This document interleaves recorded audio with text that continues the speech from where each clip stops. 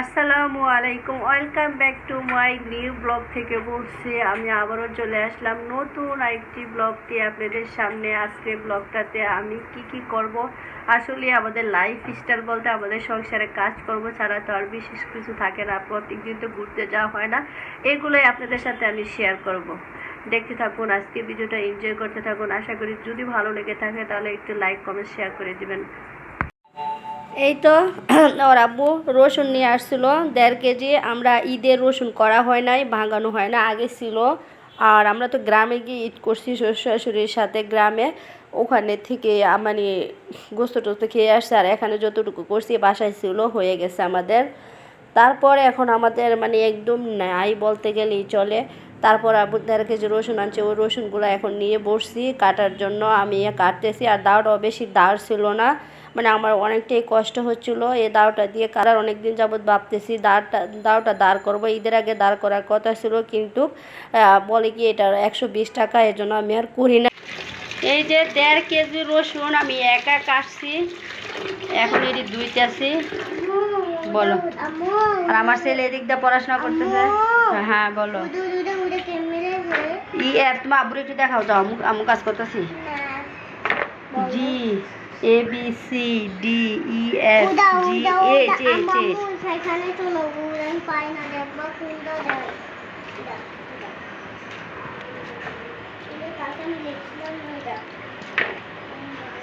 কোনটা?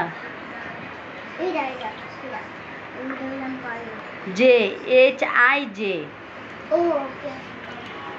আমার ছেলে মনে পড়ছে এখন। পুরা 1.5 কেজি রসুন একা সব করলাম, মাজা ব্যথা হয়ে গেছে। আমি বসার কাম বেশিক্ষণ করতেই না আমার।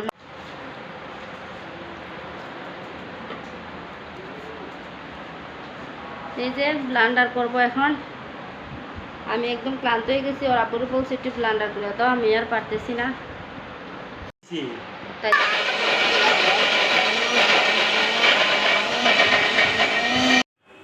এই যে এখন আমি সব কিছু করা শেষে এখন রান্না করে চলে আসলাম। খিচুড়িটা ম্যাগনেট করে রাখলাম, আর তারপর যখনই গ্যাস আসবে বসাই দেবো। আজকে সবগুলো রান্না এক টাইপেরই, ডাল বোনাটাও আদা রসুন জিরা হলুদ মরিচ ধনিয়ার গুঁড়া, তারপরে মানে তেল লবণ সব কিছু একসাথে দিয়ে ম্যাগনেট করে তারপর আমার ছেলেকে গোসল করে, আমি গোসল করে নামাজ পড়ে এসে যদি দেখি গ্যাস আসে তাহলে আমি রান্নাটা জটপট বসাইতে পারবো। সব কিছু রেডি করে দিয়ে গেলে তারপরে আমি